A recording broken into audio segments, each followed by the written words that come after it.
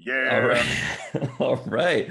Welcome back to Rebooking the 90s. This is episode 9, week 5 of TV, the big follow up on our huge pay per views, Smashterbution. It's Masturbation. Still making sure I'm pronouncing that right, not Yeah, we don't want to get Smashturbation. taken off the air. Yep. And Rumble in the Bronx, Yeah. my big Rumble that took many weeks of writing and planning. I think you have a So the little big more hair now. the big fallout, yeah, big fallout. We were just talking about TL Hopper, new tag team champion, and Yeah, we're just maybe blown away. Like the possibilities with him. The marketing is endless, really.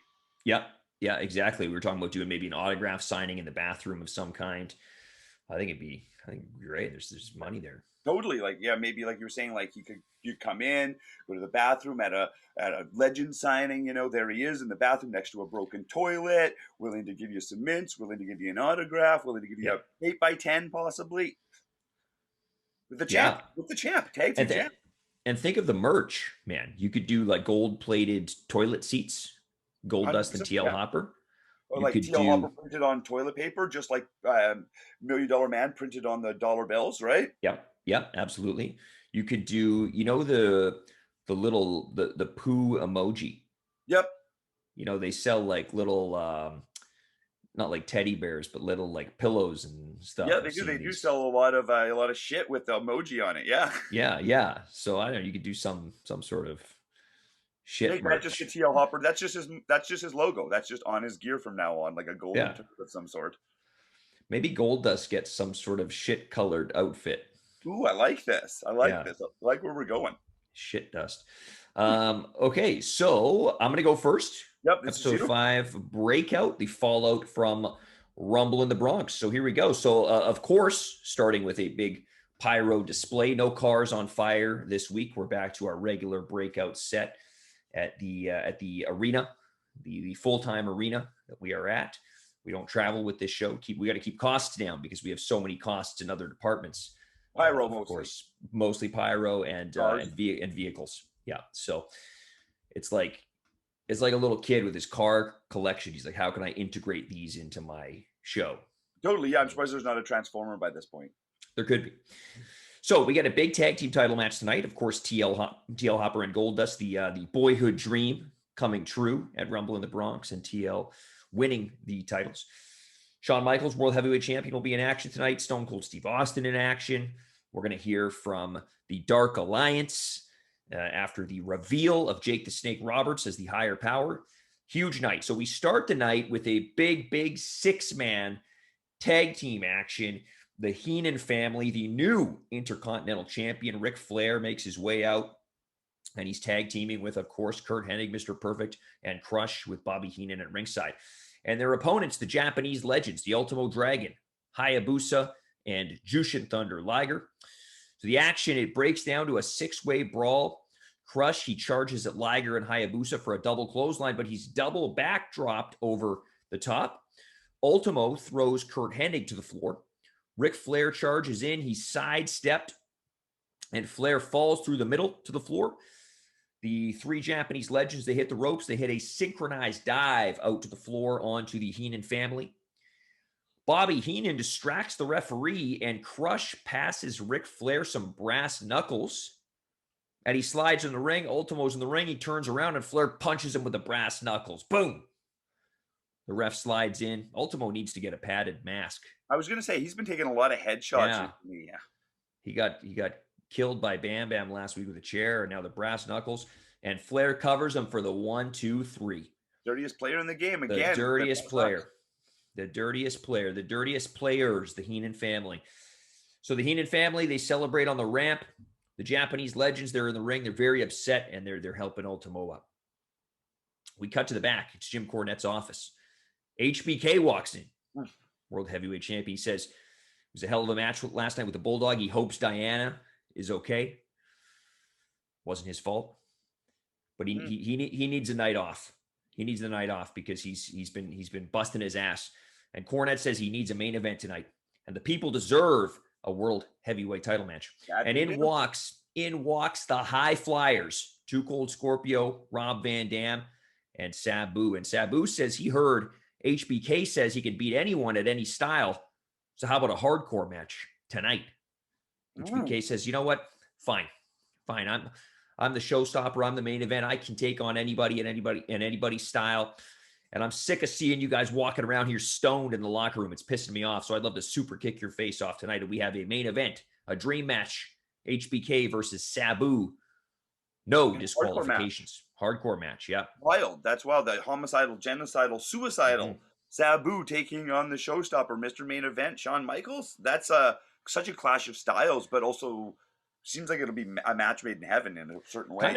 Kind of a sweet match. I would really love to see that match in both guys' primes.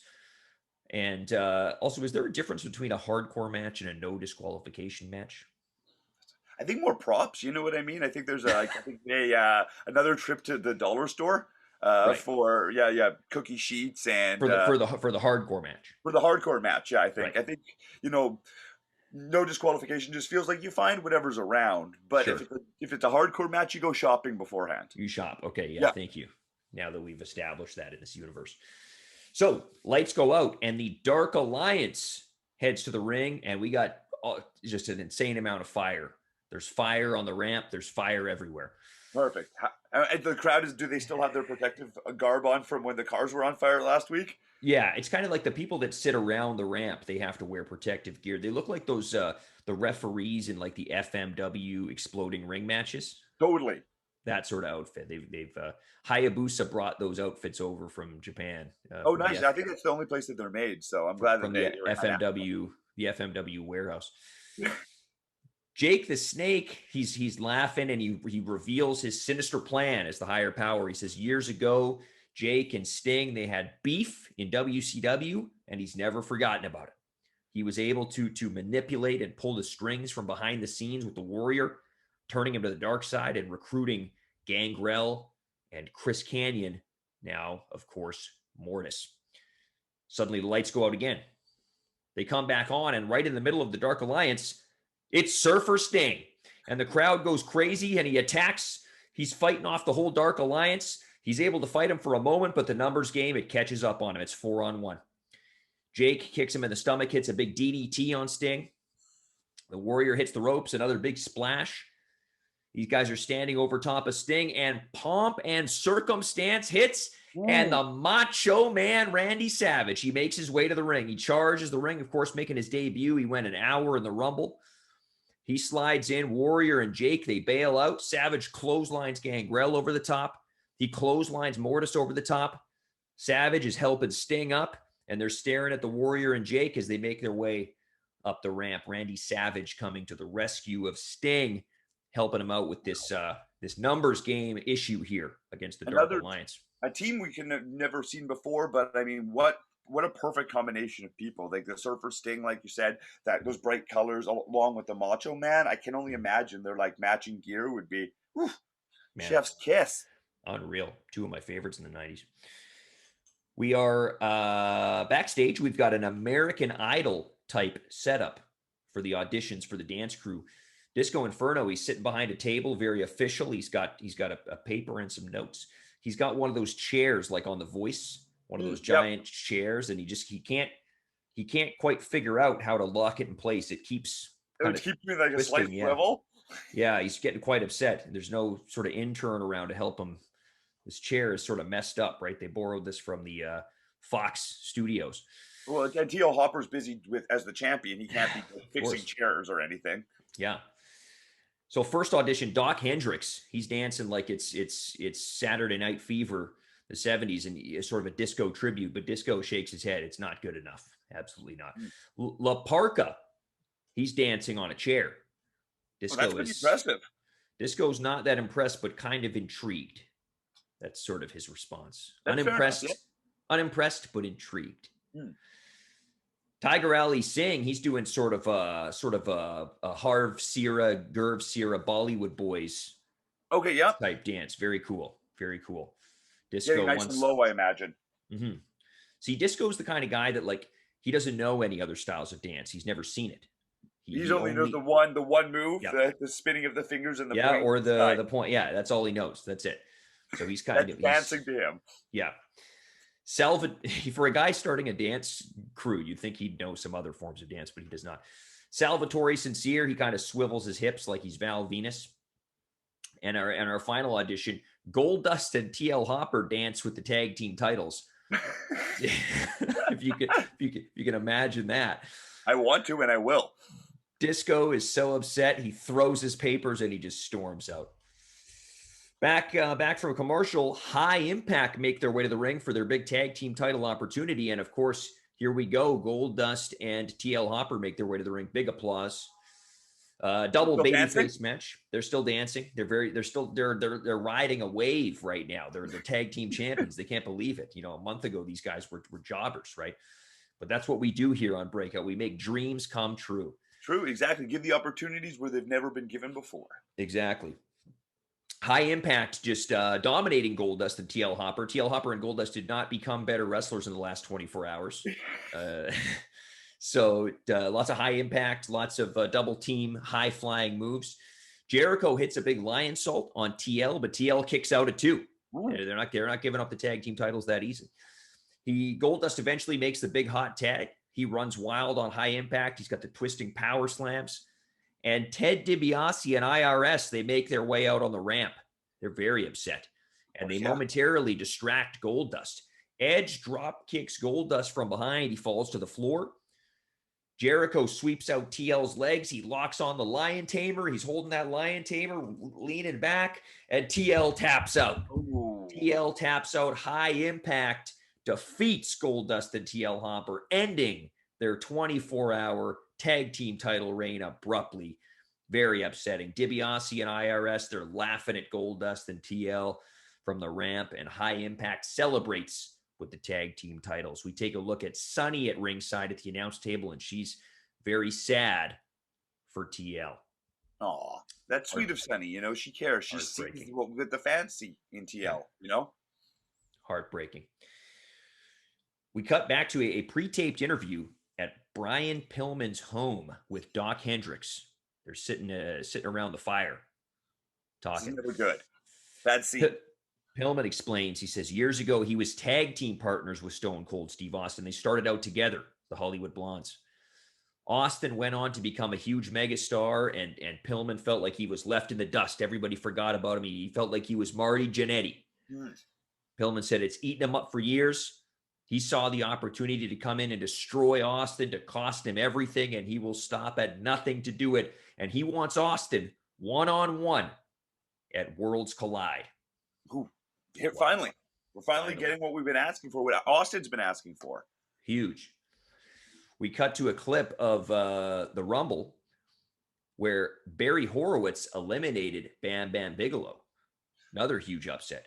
It was, yeah. And we cut to the ring, and Barry Horowitz is already in the ring, and he looks terrified. Bam Bam Bigelow makes his way to the ring for a singles match. He's livid. He charges in. He attacks Barry. He just starts killing him. He's killing him. He throws him into the buckle. He hits a big splash in the corner, picks him up. World's strongest slam, Mark Henry style. He goes to the top for the diving headbutt. One hand on top. 1, 2, 3. But he picks Barry up after. He's not done. He's getting payback. He press slams him straight down onto his stomach. He keeps beating him up. The ref is ringing the bell. Bam Bam just won't stop. Outruns Salvatore Sincere, the Brooklyn Brawler. Bam Bam double clotheslines them. They're just trying to help. Jobbers sticking together. Yeah, that's good. Officials, nice to see. Yeah, the officials are trying to pull Bam Bam off, but he just won't stop. Suddenly, Bruiser Brody's music hits. He runs to the ring. He's swinging his chain, and Bam Bam bails out. He's scared of the big man. They stare each other down, and we head to commercial break. Bruiser Brody coming to the rescue of the Jobbers. Incredible. And that, what a pairing, too. Bam Bam and Bruiser Brody. Holy hell. My God. The big men I've ever... Imagine meeting them in an alleyway. Ugh. Unbelievable. Oh, man. Imagine them fighting in an alleyway. Imagine them having sex. That one I'm not going to imagine. Okay, but still, it'd be pretty... That's something. Yeah. Very intriguing. Yeah, right? It's like King Kong and Godzilla. Yeah, doing it. Exactly. So Stone Cold Steve Austin's in action next year. We come back for the commercial break. Doink the Clown makes his way to the ring. He's got his bag of weapons. The glass breaks and Stone Cold heads to the ring, and Stone Cold is pissed. He's pissed. He didn't win the Rumble last night. He didn't get his hands on Brian Pillman the way that he wanted to. He attacks Doink right away. He's stomping a mud hole, shoots him off, hits the Fez press. He's laying down the punches. He hits the ropes, the big elbow drop. Doink's trying to fight back, but Austin kicks him in the stomach and hits a stunner. Boom. And it's a 1-2-3. Austin defeats the Clown. You got to think that Austin wasn't even seeing the Clown. He was seeing Brian Pillman the whole time. He's laying those. Sure. And they got kind of similar stringy hair. Yeah, it's true. Yep. So Austin grabs the mic. He says, Pillman, I'll see you at Worlds Collide, but I want the match no disqualifications. Ooh. Which so we've established. Yeah. We've established is different than the hardcore match tonight. Yeah, I don't think Austin doesn't seem like the type who goes shopping often for props. No. So Austin and Pillman, Worlds Collide. No DQ. Wow. Unreal. Back in Ted DiBiase's locker room, DiBiase and IRS, they're laughing. They cost TL and Goldust the tag team titles. Got revenge from the embarrassment last night. In walks the Heenan family. They're ready to celebrate their victory earlier tonight. Ric Flair's got the Intercontinental title. They're laughing. They're all toasting champagne when suddenly they're interrupted. There's two hoses. They're sprayed down with champagne, and it's High Impact. Edge and Chris Jericho, they've hooked up a hose to the champagne fountain, and they're spraying the Heenan family. They're spraying DiBiase and IRS. These guys are soaked. They're slipping around on the floor. They're falling in champagne. Their suits are destroyed, and High Impact is laughing. This is hilarious. Wonderful. Embarrassing the bad guys. You got to think that was a bad mistake on DiBiase and IRS, because they probably had a better chance of beating TL Hopper and Goldust for the championship than they do at beating Jericho and Edge. So I think it was a foolish mistake. Foolish. I think their priority right now is just getting revenge, and they're not even thinking about the tag team titles, although I'm sure they want those back. Blinded by revenge. Mm-hmm. Almost time for the main event, but we have a big celebration first. Eddie Guerrero's music hits. The man who won the Rumble. He went over an hour. He defeated 19 other men. He makes his way to the ring. He's got a purple lowrider. He gets out. He's on crutches. His knee is messed up after fighting 19 men plus the gauntlet match that he competed in earlier that night. Exactly. I think it was 22. I think we decided he had 22 men. And his knee was injured in the gauntlet match. So yep. And there's a mariachi band playing his way to the ring on the ramp. Confetti's falling from the ceiling. He thanks Jim Cornette, giving him a night off due to the knee injury. He thanks the fans for believing in him. It was because of them he was able to muster the energy and push through his injured knee and defeat and win the Rumble. He can't wait for Worlds Collide, his World Heavyweight title match. All of a sudden, he's interrupted by Shawn Michaels' music. Shawn says, "That's enough talking. I've got a big title defense tonight. We've heard enough of your talking." Eddie says, "Fine, okay. But I'm going to stay at ringside and watch this match. I want to study the Heartbreak Kid up close." And it's time for our main event. Sabu, Rob Van Dam, and Scorpio, they make their way to the ring for the hardcore world title match. What does their pyro look like? I like to think they just have a bunch of smoke. Perfect. Sort of like they walk out from like a curtain and just smoke. It just billows out. Yeah. Yeah, no, that makes sense. Like that 70s show kind of vibe. Yeah. And it's also another reason why the people that are sitting nearest the ramp need to wear the protective gear. Totally, yeah, because there could be children, something like that. You need to make sure they have like those marijuana masks to make sure that they're not getting high. You want to get that secondhand smoke. HBK and Sabu back and forth. Hardcore match. Sabu's using chairs. He's trying to get the advantage. Sabu jumps off the chair to the top rope for the triple jump moonsault, but Shawn moves out of the way and Sabu lands face first on the mat. RVD, Scorpio, they're trying to cheer him on at ringside. Shawn, he goes for the sweet chin music, but Sabu ducks. He backdrops Shawn over the top. Eddie's at ringside. He's watching the match intently. Sabu pulls out a table from under the ring. He sets it up at ringside. He turns around. HBK hits him over the head with a garbage can. Boom. Hardcore match style. Shawn puts Sabu on the table. He hits a moonsault off the second rope through the table. Shawn covers him and just gets a 2 count. Sabu is not giving up. This could be his only chance at that World Heavyweight title. But Sean showing that he can go toe to toe with Sabu, moonsault Yep, through a table. What is more Sabu than a moonsault through a table? And Sean swinging exactly. it on Sabu has, other than Rob Van Dam, I don't think Sabu's ever encountered anyone like that. Nope.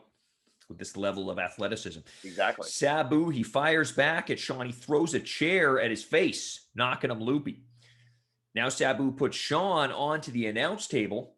He goes back in the ring. Sabu hits the ropes, dives to the top, goes for a flip dive through the table, but Sean moves and Sabu crashes through the announce table at ringside. Sean throws Sabu back in the ring. He's calling for it. He's calling for it. Sweet chin music to the face of Sabu, and he falls on top of him for the 1, 2, and 3. And RVD and Scorpio, they tend to Sabu while Sean celebrates with his belt. Eddie gets in the ring. He stares Sean down face to face. And we fade to black as our world title match for Worlds Collide. It's official. Shawn Michaels defends against Eddie Guerrero at Worlds Collide. Wow. Worlds Collide is coming together, my friend. That is a hell of a card. Huge, huge. We've only got a couple matches officially announced. Brian Pillman and Stone Cold Steve Austin, no disqualification. And of course, the world title match, Eddie Guerrero versus Shawn Michaels. But there's certainly some big matches brewing, as you can see throughout the rest of the show tonight. Yeah, I would admit, like, what wrestling fans honestly wouldn't pay to just see those matches alone? Huge. You know what I mean? You could put those at the top of a card and not even have the rest of a card, and people would still plop down their $40 and be happy. And if only those 2 matches happened, they would still probably be happy, you know? I think one of my issues with modern wrestling, and specifically probably speaking mostly about one company, is Okay, yeah, that they do often put a huge emphasis on like 1, maybe 2 big matches at WrestleMania. And then the rest of the card is kind of thrown together at the last minute, and it's kind of become whatever, totally. it's like very like whatever. These are the big matches, they're going to draw the big money, and maybe that's true. Maybe the mid card, undercard doesn't matter in terms of like drawing, whether it's going to draw more money or not. But to me, I just feel like, man, you got your big show of the year. I feel like every match on that show should feel big. I agree. Yeah, every match should be like, there's a reason, like a culmination of storylines. Like, it's kind of Mm-hmm. like a season finale if you think about Yep. it that way. And so you kind of want all things to kind of come to a close there, or at least kind of give you a tease to want to watch the next season. In this case, it'll be the next night, Monday. But exactly, you want every match to matter, especially when it's becoming 2 days. Like, the shows are getting longer, but the Yep. emphasis on the actual individual matches is getting less and less. Yep. And I think it was easier back in the day when there was less pay-per-views, there was less TV time to fill. Now they have to have sort of pay-per-view quality matches every week on TV, basically. So you end up, a lot of the matches you're going to see on a WrestleMania are matches you've probably already seen Totally. dozens of times on Exactly, and they've got to weekly find a way TV. to creatively not give you that full payoff in the TV Right. matches leading Right. up to but still, I think every match should still. I've been in a position where big shows come up, and you know that the emphasis is on 2 or 3 matches, and then you get thrown in some 10, 30 person Yeah. tag team match where you get 45 seconds in there or whatever, and you know it's just kind of a nod at you to put you on the card or whatever, and it never feels like, even though you want to be on the big card, having that 45 seconds in the ring just kind of feels not really. I know you want to give something. You know what I mean? You want to Yeah. be able to like actually produce something, especially when it's the big show. Yeah. Yeah. And I think it's cool when you can have the ability to many months in advance map out your big final card so that everything you do until then, even on the lower matches, is still many months in advance of booking it, right? So Well, you see that with so like yeah. TV series now that they do, where they kind of like plan the ending and then book only so many seasons, so they know exactly where they're going, rather than doing a lot of Right. meandering in the meantime. Right. Cool. All right, let's get to my Okay, show, man. baby. I can't wait. So many questions. Huge main event for your pay-per-view. We talk about pushing jobbers. Man, you had a D'Lo Brown defending against Iron Mike Sharp and Leap Lanny. Yep, exactly. Yeah, and then we had him being drawn into the Yes, underworld by the Undertaker, my surprise mystery choice, love it. finally debuting. Both of our mystery choices debuting at our last pay-per-views.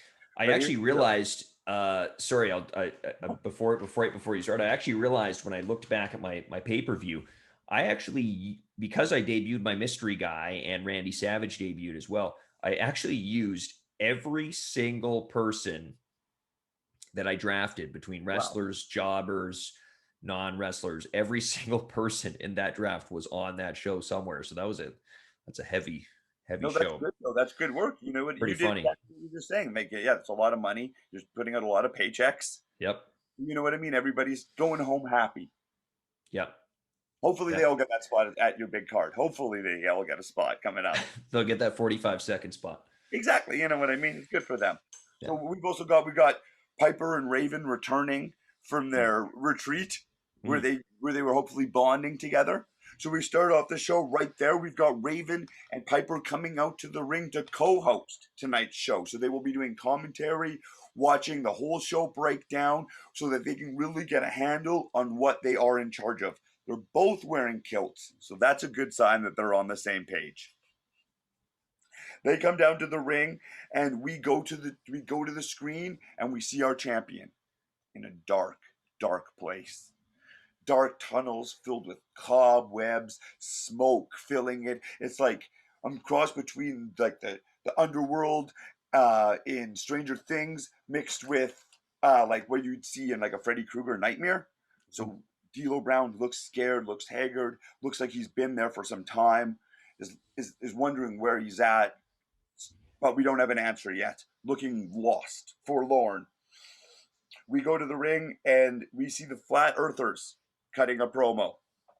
They are there saying that they were the ones behind the hot sauce attack on the Giant and Kane that happened at the pay-per-view. So when the lights Oh. came out and there was the hot sauce bloodbath, that it was the Flat Earthers that were behind it. Of course, this draws out the Giant and Kane. The Flat Earthers say that they will not be their opponents for tonight, that they will be taking on the Hardy Boys, Mm. their two draftees into Flat Earth. Matt Hardy comes out The minions. all eager to please both Arn Anderson and Bob Holly. Jeff Hardy looks a little less eager to please, but they go in there against Kane and Big Show, and Kane and Big Show still stained red from the hot sauce. Just start throwing them around. In fact, there's still hot sauce ingrained in Big Show's hand. So he lays in one of those hot sauce chops that we've been talking about over the last couple of weeks Yeah.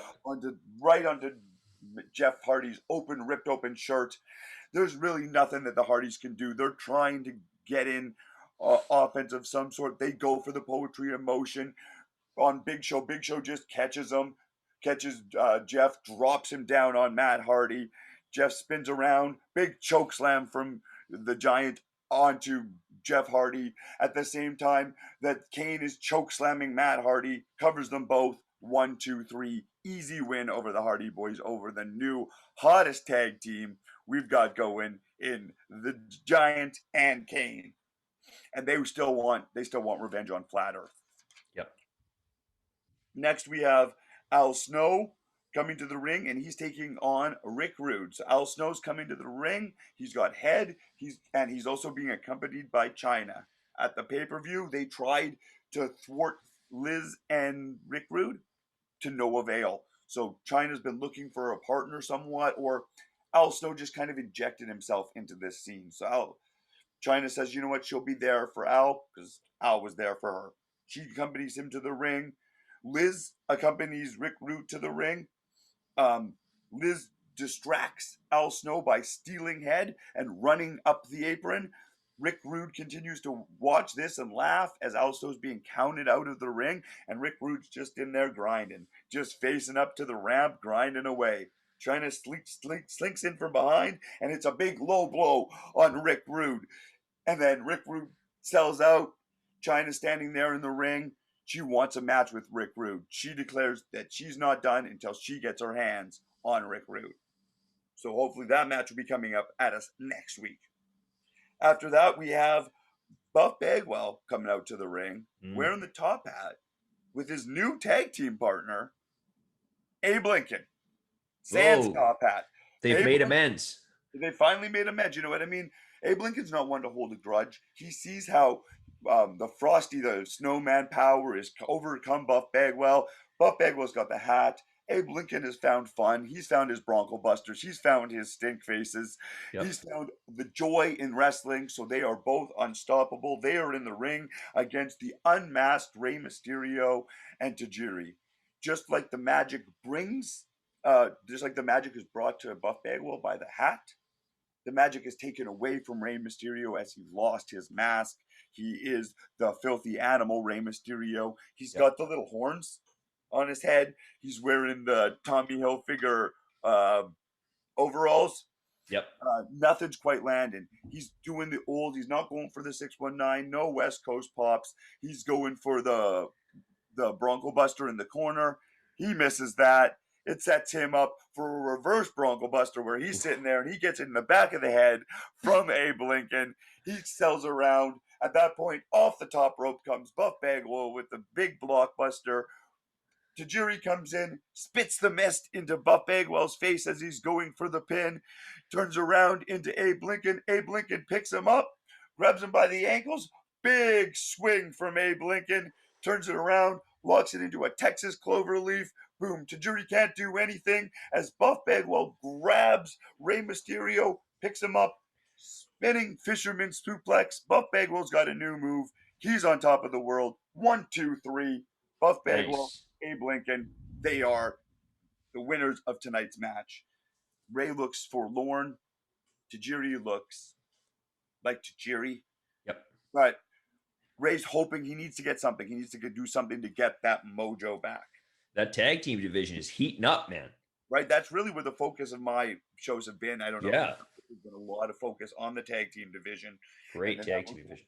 We're going into our next time, two of the biggest tag teams you can imagine. We got our next match is the Dudleys teaming with Booker T, who made an alliance last week against the Harts, taking on Jim, Brett, and Ross Hart. So again, back to that tag team division. We've got the Dudleys starting off in there. We've got Bubba locking horns with Bret Hart. Bret Hart's doing a technical like wizardry around Bubba Ray. Bubba Ray's trying to hold his own. Bret Hart goes for a big shoulder tackle. Bubba Ray's too big for that. Bounces Bubba Ray off the ropes. Bubba Ray comes back. Bret hits the drop toe hold. Leg drop to the back of the head. Tags out. The Harts are in control at the beginning of the match. Booker T, this is his first match on the evil side. His first match since he's turned, since he's gone against the fans, and he's there. He's still not sure what to make of it, not sure what he should be doing. Wants to play things by the book because that's how he's been trained. But still, the Dudleys keep wanting him to cheat. He's in there. Booker T gets in there finally. He's in there with Ross. Ross hits a big Russian leg sweep, a nice big drop kick. A Russian leg sweep. Ooh, Russian leg sweep. I like it. I like it. Ross goes to the top rope for the big pointed elbow drop. He misses it. Booker T sees this as his opportunity. Ross sells up, go right for the axe kick. Booker T hits the ropes. At this point, he's handed a rope, but it's not just any rope. He's handed the skipping rope. Ooh. Bubba Ray. Devon's got the referee, and Bubba's trying to convince Booker T that the only way to win this match is to use the legal weapon, which in this case is the skipping rope. Booker T thinks about it, looks at the fans. The fans don't want him to take it. Bubba wants him to take it. Booker's torn. He thinks about it. He grabs that skipping rope and he uses it. He hooks in a neck breaker on Ross Hart, hits the neck breaker. Ross Hart sells around. Big axe kick. 1, 2, 3. Booker T shaking his head. Can't believe what he's done. Can't believe where all this stress has taken him over these few weeks, where he was one of our biggest baby faces, doing all the right things, doing whatever it took to become the champion. And now it looks like he's doing whatever it takes just to get a win. Crazy. Crazy. I thought when Ross went to the top rope, he was going to do like a shooting star or something like that. No, I don't know. And for anyone who's ever seen Ross Hart, he has extraordinarily pointy elbows. He does. It's weird. It's odd. And I've taken elbow drops from him that are like quite painful in training. And I don't think he realizes that there's like some sort of callus thing that sticks out. And so if you went up top and hit that roaring, flying elbow drop, he'd be screwed. Shooting star elbow drop. Exactly. Yeah. Yeah. The shooting star Ross Hart. I think that's what's going to be his name actually for a short Right. time. I Yeah, like it. they went with Roarin Ross Hart is I think where he's at right now. Roaring Rory. Yeah. Yeah, exactly. So our main event tonight has been scheduled all night. It's our champion is supposed to be in the ring. He's got his title to be defend tonight, but he's been stuck in this underworld. Still looking around, there's rats, there's bats. It's like Elvira's living room, basically down there. It's terrifying, and D'Lo Brown looks scared. But now it's time for our main event, and it's time for D'Lo Brown to come to the ring. The music comes on. Everyone wonders if D'Lo Brown's going to be able to make it. The music comes on. The pyro comes up, which is really just a couple of kids with sparklers. Of course. Like one guy comes out with a fairly large size candle and blows it out, so there's a little bit of smoke. And then, but no D'Lo. There's no prizes for the audience this week, so the champion is like really forlorn and like lost. D'Lo finally comes out, but it's not D'Lo. Not fully there. He looks like in a trance. It's like his body's there, but his mind is not. So D'Lo enters the ring. At this point, the Undertaker's music comes on, and Taker comes out to the ring. He starts going toe to toe with this almost zombie like D'Lo Brown. D'Lo Brown's barely hitting any offense. It looks like he doesn't even want to do any offense. It looks like he's in control, being controlled by some other force. It looks like he's not even present. Undertaker has no problem easily hitting the old school on him, easily hitting, that sweet DDT Undertaker used to do, Yep. where I would bend over for the backdrop and he would just shoot in there and do a DDT. I love it. That's so good, right? Tombstone, last ride, all of it. Pins D'Lo, easy win. 1, 2, 3. Again, it's like D'Lo's not even there. D'Lo at this point doesn't even get up. Taker is our new champion, Wow. but it's like he didn't really beat anyone. He beat a shell of D'Lo Brown. At this point, the paramedics run to the ring because D'Lo hasn't moved, and they realize that D'Lo Brown, our champion, former champion, has indeed been in a coma this whole time and has not been present, and maybe is still his mind is still in that dark place, that dark underworld. So D'Lo Brown his body was defeated while his mind was being held prisoner by the Undertaker in this dark place. This leaves our two co-hosts wondering what they can do, in fear that maybe that they've lost control. Finally, Roddy Piper and Raven are on the same page. They're trying to get control over this promotion, but Undertaker, with his supernatural powers, will the man from the Boondocks that is Raven and the man with the bagpipes that is Roddy Piper be able to gain control over this promotion? How do the fans feel about D'Lo? For weeks, he's been giving them treats. He's been trying to be a decent enough champion, trying to give them defenses, and now he's in a coma. What will we see next week? Next week we have 2 matches made. We've got Liz taking on Al Snow's head, and we've got China versus Rick Rude. All fallout from that one match, but we've got our matches set for next week, and we will be seeing in the main event again our new champion, The Undertaker, defending his strap. Crazy. What Undertaker look are you going with? Ooh, nice. Good call. Good call. Mm-hmm. That could really determine just sort of how I envision this in my head, right? There's so many classic teardrop. Okay. So the all black leather outfit. Totally, yeah, like a little bit of like the Prince of Darkness look he was kind of going with or whatever, like Ministry. But just before that, when it was like kind of like a little more like goth, like, you know what I mean? Like the singer of an emo band that started in 2001 and is still touring right now in 2022. Yes. I'm into it. You know what I mean? Someone we'd see at the back alley in Calgary. Yep. Great show. Great show. Yep. So many questions. Booker T now, of course, embracing more of a heel side, cheating a little bit. The Undertaker shows up and immediately becomes the world champion. D'Lo Brown's in a walking coma. Exactly. Yep. You know, we've got Giant and Kane still looking for revenge on the Flat Earthers and still feeling hot from their hot sauce, but they're also gaining momentum. So maybe this is like igniting a flame, if you will, underneath those two. I love it. Where's Jeff Hardy's loyalties lie? Exactly. Yeah. what's the next twist in the romantic drama of China and Rick Rude and Liz and Al Snow and Head? Exactly.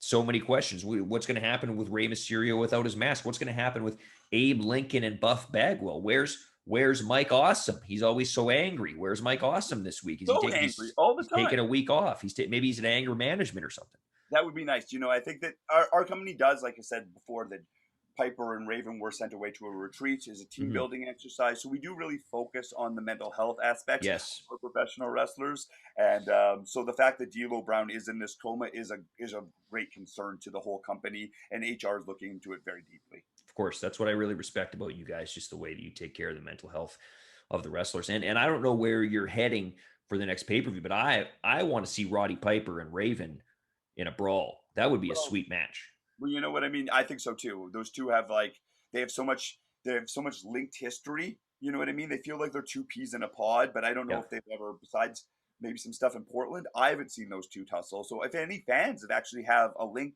to a match with Roddy Piper versus Raven, I'd love to see that.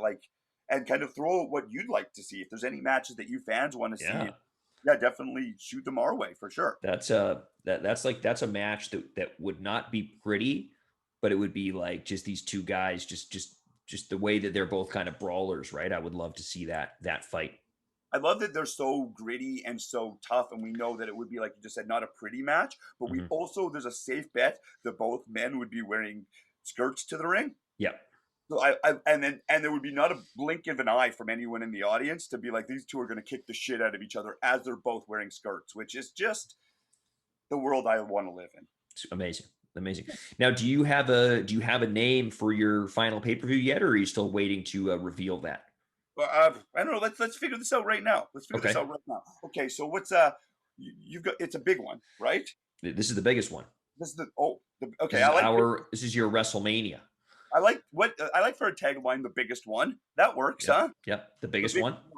And I mean, I have my fair share of mania myself, as some of the fans may have been able to tell by the way I talk.